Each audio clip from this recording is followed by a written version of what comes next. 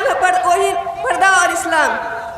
पर्दे के मौजू पर कुछ अर्ज करने से कबल मैं चाहती हूँ कि ये वजूहत कर दूँ कि पर्दा है क्या। पर्दा दरअसल इस्लाम को औरतों को एक दिया गया ताकीदी हुक्म है।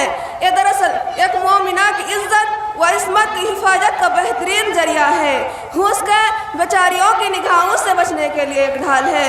हकीकत यह है कि एक औरत जब पर्दे में है औरत कहलाने की मुस्तहक है, और जब वही औरत बाजार की नुमाइश बन जाए तो फिर वो औरत नहीं रह जाती, क्योंकि औरत का माना यही होता है जिसको छुपाया जाए।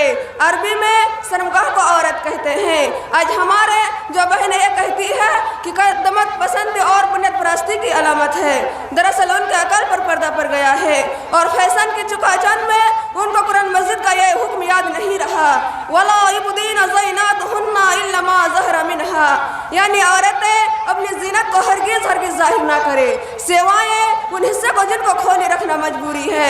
क्या कुरान करीम की ये भी आयत बुनियाद परस्ती की तालीम देती है। उसी कुरान मस्जिद में अल्लाह तबारक व तआला ने ये भी फरमाया, ज़माना वला तबर्रज़ना तबर्रुज़ल ज़ाहिलियातिल ऊला, ज़माना ज़ाहिलत की तरह बेपर्दे के और बनाओ, संगर न क्या करो। नबी करम सल्लल्लाहु अलैहि वसल्लम एक हदीस में फरमाते हैं, जो औरत खुशबू लगाकर घर मर्दों के पास से गुजरती है वो जन्नत की खुशबू भी नहीं पा सकती है।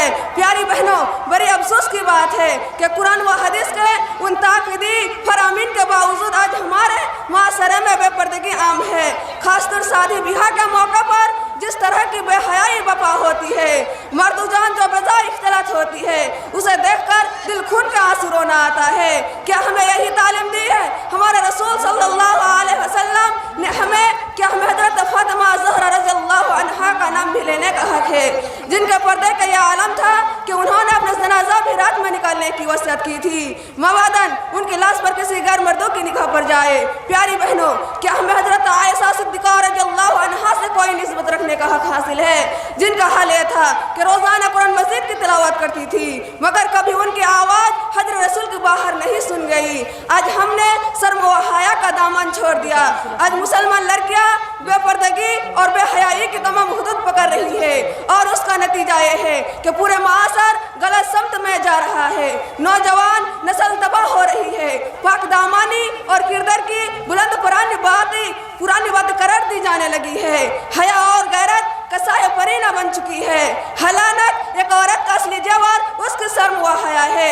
एक हदीस में अल्लाह का रसूल सल्लल्लाहु अलैहि वसल्लम फरमाते हैं, इजा लम तस्तही फस्नहा मसीता, जब तुम्हारे अंदर हया न हो तो फिर तुमसे किसी भी काम की तवक्का की जा सकती है।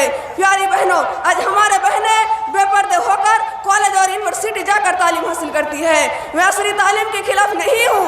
अगर मुसलमान लड़कियाँ डॉक्टर नहीं बनेगी तो फिर मुसलमान ख्वातीन का इलाज कौन करेगा? टीचर नहीं बनेगी तो फिर मुसलमान लड़कियों को पढ़ाएगा कौन? मगर ये तालीम पर्दे में रहकर इस्लामी हुदूद की पाबंदी करके भी तो हासिल की जा सकती है। हकीकत में मेरी बहनों, लड़के और लड़कियों को मखलूक़ात तालीम हासिल करना वह भी नौजवानी की उम्र में दोनों के लिए सम व कदल का हैसियत रखता है। अम्मा आयशा रज़ियल्लाहु अन्हा पर्दे में रहने के लिए बावजूद बड़े बड़े सहबा को फतवा दिए थे और दीन के सिलसिला में उनके रहनुमाई करती थी। अल्लाह ताला हमें उन मुक़द्दस